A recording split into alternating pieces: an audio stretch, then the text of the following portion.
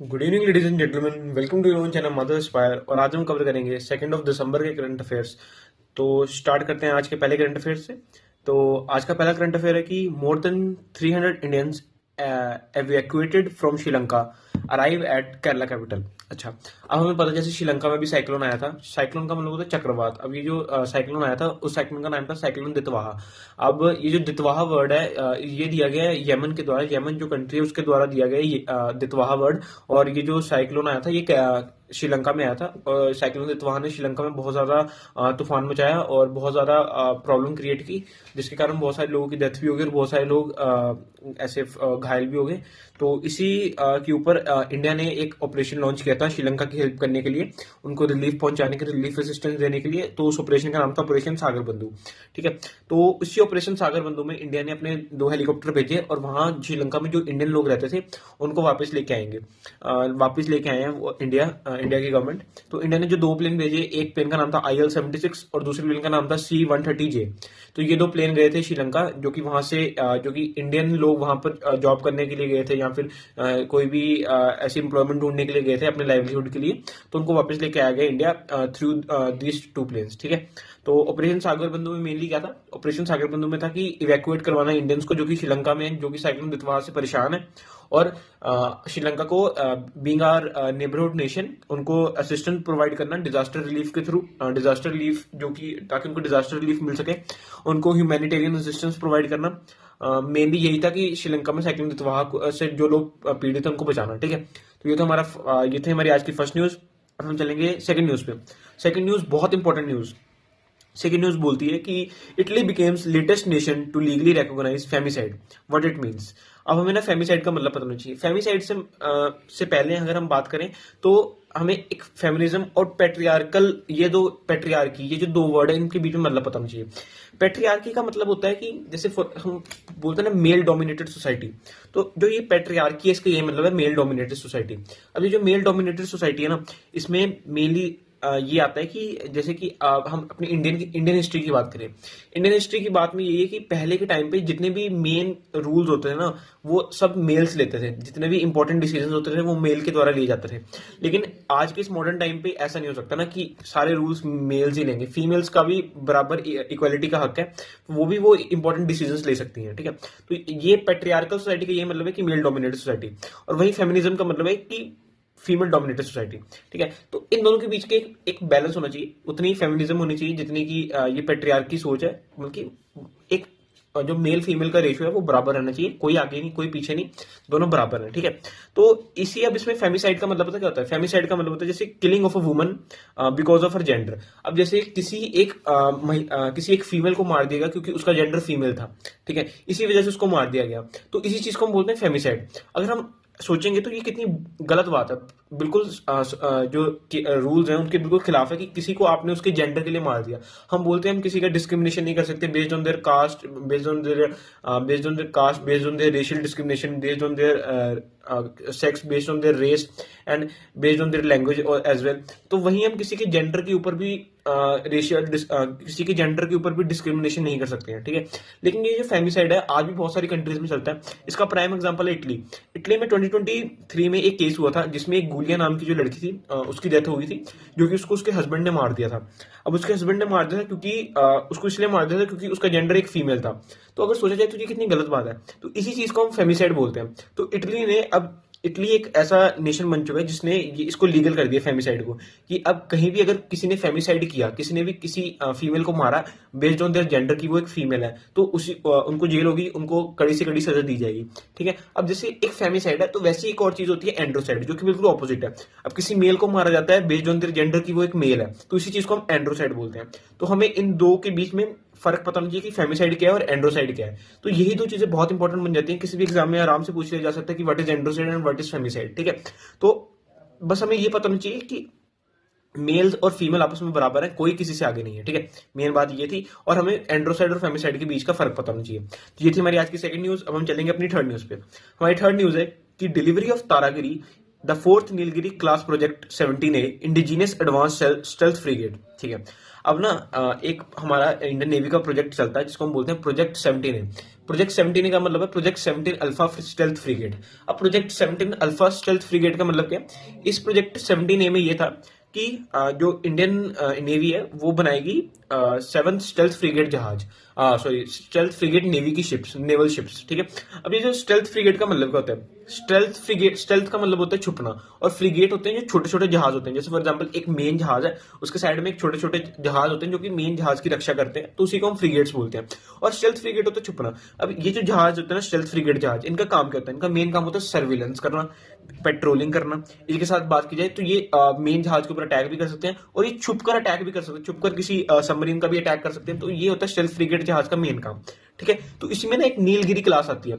Nilgiri class जो है ना, नीलगिरी क्लास का मतलब है कि उस जो वो स्टेल्थ फ्रिगेट है उनके नाम, ठीक है, कौन सी क्लास के हैं, वो नीलगिरी क्लास, ठीक है। तो इसमें एक नीलगिरी क्लास आती है। तो इस नीलगिरी क्लास में गवर्नमेंट ने सोचा था कि हम 7 नेवल शिप्स बनाएंगे। 7 में से 4 नेवल शिप्स बन चुकी हैं और 3 शिप्स अभी भी बननी है, ठीक है। मैं सबके नाम ऐसे बताऊंगा कि 7 शिप कौन सी है। पहली शिप है नीलगिरी, दूसरी शिप है उदयगिरी, तीसरी शिप है हिमगिरी, और चौथी शिप है तारागिरी। ये जो 4 शिप्स हैं ये बन चुकी हैं, ठीक है। अभी भी 3 शिप बनी है, और वो 3 शिप है महेंद्रगिरी, दूनागिरी और विंध्यागिरी। महेंद्रगिरी, दूनागिरी और विंध्यागिरी ये शिप्स अभी बननी बाकी हैं, लेकिन नीलगिरी, उदयगिरी, हिमगिरी और तारागिरी ये बन चुकी हैं, ठीक है। अब इसमें से हमें पता नहीं चाहिए कि जो ये शिप्स हैं इनको बनाया कौन सी कंपनी ने। तो इसमें से जो हमारी नीलगिरी है, उदयगिरी है और तारागिरी है, नीलगिरी, उदयगिरी और तारागिरी, इसको बनाया है माजागोन डॉक शिपयार्ड लिमिटेड ने, ठीक है। एमडीएल, एमडीएल मतलब Mazagon dock ship builders and limited. Mazagon dock ship builders and limited ने बनाई है ये 3 शिप्स। कौन सी? महेंद्रगिरी, उदयगिरी और तारागिरी, ये 3 शिप्स बनाई है उसने।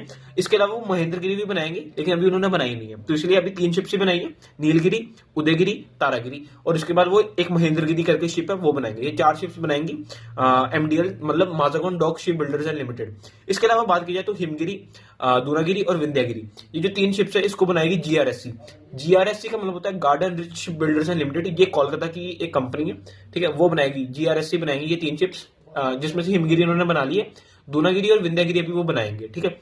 और वहीं बात की जाए तो एमडीएल जो कि मुंबई की कंपनी है, Mazagon dock ship builders and limited, इन्होंने नीलगिरी, उदयगिरी और तारागिरी बना लिए, और इसके अलावा वो एक महेंद्रगिरी करके एक और शिप है वो बनाएंगे। टोटल 7 शिप बनेंगी, जिसमें से 3 इसमें से 4 अभी तक बन चुकी हैं और 3 अभी भी बची हुई है बनने के लिए, ठीक है। तो ये थी हमारी आज की 3rd न्यूज। अब हम चलेंगे अपनी 4th न्यूज पे। तुम्हारी 4th न्यूज क्या है? 4th न्यूज बहुत इंपॉर्टेंट स्कीम वाली एक न्यूज, जैसे गवर्नमेंट स्कीम चलती है ना, वो वाली एक न्यूज है।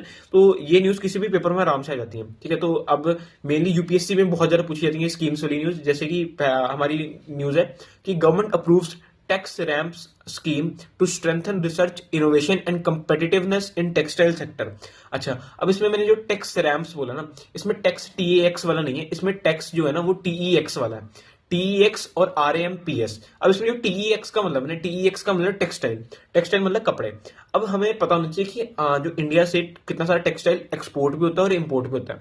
तो इंडिया किसको टेक्सटाइल बेचता है, किसको अपने कपड़े बेचता है? तो वो 4 मेन देश हैं जिसको बेचता है। पहला यूएसए, दूसरा यूएई, तीसरा जर्मनी और चौथा यूके। मतलब यूएसए, यूएई, जर्मनी और यूनाइटेड किंगडम, ये 4 देश हैं जिनको इंडिया बहुत सारे टेक्सटाइल, बहुत सारे कपड़े बेचता है। और बहुत सारे कपड़े लेता है किससे, इंपोर्ट किससे करवाता है? तो वो 3 देश हैं, चाइना, बांग्लादेश और वियतनाम। इन 3 कंट्री से बहुत ज्यादा टेक्सटाइल इंडिया में आता है, ठीक है। तो ये तो हो गया एक्सपोर्ट और इंपोर्ट की बात as in comparison to textile, ठीक है। अगर हम बात करें तो ये टैक्स रैम्प्स का क्या मतलब है?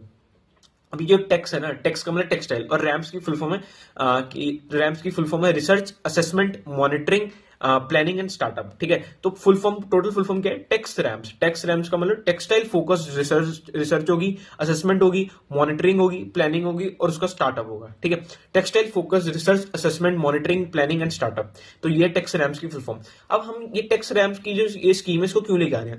इसका मेन काम होगा कि हम अपने टेक्सटाइल में और ज्यादा रिसर्च कर सकें और ज्यादा इनोवेशन कर सकें, क्योंकि अगर बहुत और ज्यादा रिसर्च होगी और ज्यादा इनोवेशन होगी तो हम अपने एक्सपोर्ट को और बढ़ा पाएंगे, जिससे हमारी कंट्री में और पैसा बनेगा, ठीक है। तो इसी में ना ये जो स्कीम है इसके अंदर जो गवर्नमेंट ने, इंडियन गवर्नमेंट ने इसका बजट डिसाइड किया, वो किया अराउंड 305 करोड़। और इस 305 करोड़ में ये चलेगा फाइनेंशियल ईयर 2025-2026 से लेके फाइनेंशियल ईयर 2030 से 2031 तक। तो तब तक ये स्कीम चलेगी जिसका बजट रहेगा 305 करोड़, ठीक है। तो ये बिल्कुल सेंट्रल सेक्टर स्कीम है। अब ना सेंट्रल सेक्टर स्कीम का मतलब क्या होता है? सेंट्रल सेक्टर स्कीम का मतलब होता है कि सारा का सारा पैसा है वो सिर्फ सेंट्रल गवर्नमेंट देगी, स्टेट गवर्नमेंट उसमें कुछ नहीं देगी, सारा का सारा पैसा सेंट्रल गवर्नमेंट के द्वारा दिया जाएगा। सेंट्रल सेक्टर स्कीम है, ठीक है। तो ये स्कीम कौन सी मिनिस्ट्री के द्वारा की जा रही है? तो ये मिनिस्ट्री ऑफ टेक्सटाइल के द्वारा की जा रही है, ठीक है। तो इसका मेन काम यही है टेक्स रैम्स का, कि स्ट्रेंथन करना रिसर्च को, इनोवेशन को, जिससे कंपेटिटिवनेस बढ़े टेक्सटाइल सेक्टर में और पैसा आए इंडियन गवर्नमेंट को, ठीक है। तो ये था मेन रीजन टेक्स रैम्स का, और ये थी हमारी आज की फोर्थ न्यूज। अब हम चलेंगे अपनी फिफ्थ न्यूज पे। फिफ्थ न्यूज भी बहुत ज्यादा इंपॉर्टेंट न्यूज। फिफ्थ न्यूज बोल रही है बैकनॉर गेटवे टू द हेवंस। अब इसमें ना बैकनॉर में पहले हम दो चीजों की बात करेंगे। एक एयरपोर्ट और एक एयरपोर्ट होता है और एक स्पेस स्टेशन होता है। अब एयरपोर्ट होता है जिससे हम एयरप्लेन्स फ्लाई करते हैं, ठीक है। एयरप्लेन होता है इधर हमें कहीं से कहीं जाना तो वो एयरपोर्ट वाली जगह है। अब स्पेस स्टेशन का होता है जैसे हम रॉकेट भेजते हैं, जो रॉकेट होता है जो कि स्पेस में जाते हैं वो हम स्पेस स्टेशन से भेजते हैं। तो एक बाइकनॉर करके ना एक जगह है कजाकिस्तान में। बाइकनॉर करके एक जगह है कजाकिस्तान में जिसका पूरा नाम है बाइकनॉर कॉस्मोड्रोन। बाइकनॉर कॉस्मोड्रोन कजाकिस्तान में एक जगह है जिसको रेंट किया हुआ है रशिया ने। रशिया ने इसको रेंट किया हुआ है कब तक? 2050 तक इसको रेंट किया हुआ है रशिया ने, जो कि कजाकिस्तान में एक जगह है जिसका नाम है बाइकनॉर कॉस्मोड्रोन। कजाकिस्तान की एक जगह है जिसको रेंट किया हुआ है रशिया ने। कब तक? 2050 तक। 2050 तक इसको रेंट किया हुआ, और जितने भी रशिया के स्पेस मिशन होते हैं ना वो यहीं से लॉन्च होते हैं। तो अभी और हमें अगर मैं इसकी बहुत ज्यादा इंपॉर्टेंट बात करूं ना कि ये बाइकनॉर कॉस्मोड्रोन क्यों इंपॉर्टेंट है, तो हमें पता होना चाहिए कि जो फर्स्ट ह्यूमन गए थे हमारे स्पेस में, तो वो थे यूरी गैगरिन। यूरी गैगरिन 1961 में गए थे, जिसमें वोस्टॉक 1 करके एक स्पेस मिशन था, जो कि यूएसएसआर, जो प्रेजेंट टाइम का रशिया है, यूएसएसआर ने वो लॉन्च किया था, जिसमें यूरी गैगरिन 1961 में वोस्टॉक 1 करके मिशन था। उस मिशन के टाइम पर 108 मिनट में वो स्पेस में पहुंचे थे, और ये स्पेस मिशन लॉन्च किया गया था यूएसएसआर के द्वारा, जो कि प्रेजेंट टाइम का रशिया, ठीक है। तो मेन काम ये है कि इसमें अभी रिसेंटली हुआ है, रिसेंटली इसकी एक न्यूज आई है कि बैकनोर कॉस्मोड्रोन की, जो कि कजाकिस्तान में है, यहाँ पर रशिया अपना सुएज MS-28 करके एक प्लेन लॉन्च कर रहा था। लेकिन इस प्लेन लॉन्च के दौरान जो उससे पीछे से जो आग निकलती है, जब रॉकेट लॉन्च करते हैं जो पीछे से आग निकलती है, वो आग इतनी ज्यादा होगी कि जो स्पेस स्टेशन है उसमें खराबी आनी शुरू होगी। बहुत सारा आग निकलने के कारण स्पेस स्टेशन जल गया, और अब उसको मेंटेनेंस की थोड़ी जरूरत है, उसको रिपेयरिंग की जरूरत है। तो उसमें MRO किया जाएगा। MRO का मतलब होता है maintenance, repairing and overall checkup, जिसका जो होता है, ठीक है, वो MRO किया जाएगा उस स्पेस स्टेशन का, ताकि वो ठीक हो सके। तो मेन चीज इसमें यही थी कि रशिया के बैकनोर का जो लॉन्च पैड है वो डैमेज हो गया है। मॉस्को रशिया की कैपिटल है, रशिया मतलब मॉस्को से रशिया का मतलब है, जो मॉस्को है could lose access to space, मतलब जो रशिया वो अपना असेस खो देगी स्पेस से। क्योंकि मेनली जो रशिया है ना, वो कजाकिस्तान से जो इसने रेंट किया हुआ है ना बाइकनोर कॉस्मोड्रोन, जहां से वो अपने स्पेस मिशन करते हैं, वो वही अगर थोड़ी देर के लिए बंद हो जाएगा तो उनके स्पेस मिशन थोड़ी देर के लिए बंद कर दिए जाएंगे रशिया के द्वारा, क्योंकि सारा काम वो अपना बाइकनोर कॉस्मोड्रोन से करते हैं, जो कि कजाकिस्तान में है, ठीक है। तो ये थी हमारी फिफ्थ न्यूज। अब हम चलेंगे आज की लास्ट न्यूज पे, जो कि बहुत ज्यादा इंपॉर्टेंट न्यूज है। स्टार्टिंग में हमको लगेगा कि ये क्या न्यूज पढ़ रहे हैं, बट बहुत इंपॉर्टेंट न्यूज है। इससे UPSC IAS के जो प्रीलिम्स है उसमें 2019 का जो प्रीलिम्स है उसमें भी क्वेश्चन आया हुआ है, ठीक है। तो तो हमारी आज की लास्ट न्यूज क्या है? आज की लास्ट न्यूज है, Maharashtra woman marriage cops after kill man she loved over caste differences. अच्छा, अब महाराष्ट्र की एक वुमन है जिन्होंने शादी कर ली एक कॉप्स के साथ। अब इसमें कॉप्स का मतलब क्या है? कॉप्स का मतलब है डेड बॉडी। एक डेड बॉडी के साथ शादी कर ली आफ्टर किल मैन। किल मैन का मतलब है कि किसी की फैमिली ने उस मैन को मार दिया जिसके साथ उसने शादी करनी थी, ठीक है। She loved over caste differences. अब ये जो, अब फॉर एग्जाम्पल एक कपल है, ठीक है, उस कपल में एक मेल है एक फीमेल है। अब उस जो मेल फीमेल है, अब उसमें उनकी शादी होती थी, बट उनकी शादी नहीं हो पाई ड्यू टू कास्ट डिफरेंसेस। और कास्ट डिफरेंसेस के थ्रू जो फीमेल की फैमिली ने मेल को मरवा दिया, ठीक है। अब वो जो मेल मर गया, अब जो फीमेल थी उसने उसी के कॉप्स के साथ शादी कर ली, ठीक है। तो ये जो जिसमें फीमेल की फैमिली ने मेल को मार दिया, अगर फीमेल की जो फैमिली है वो फीमेल को भी मार देती, या मेल की फैमिली फीमेल को मार देती, या मेल को खुद को भी मार देती, या दोनों को मार दिया जाता, मतलब किसी एक को या दोनों को मार दिया जाता किसी की भी फैमिली के द्वारा, ठीक है। तो इस केस में ये जो कंसेप्ट है ना, इसको हम बोलते हैं ऑनर किलिंग। अब ऑनर किलिंग का मतलब क्या होता है? ऑनर किलिंग का मतलब है कि जैसे फॉर एग्जांपल कि किसी एक फैमिली ने किसी एक को मार दिया या दोनों को मार दिया due to the caste differences, जो कि उनकी शादी के बीच में आ रही थी चीज, कि उनकी शादी नहीं हुई ड्यू टू कास्ट डिफरेंसेस। अब उसी चीज को हम ऑनर किलिंग बोलते हैं। कि ऐसा हमारे ना इसी का एक केस हुआ था जिसको हम बोलते हैं Lata Singh versus state of UP case 2006।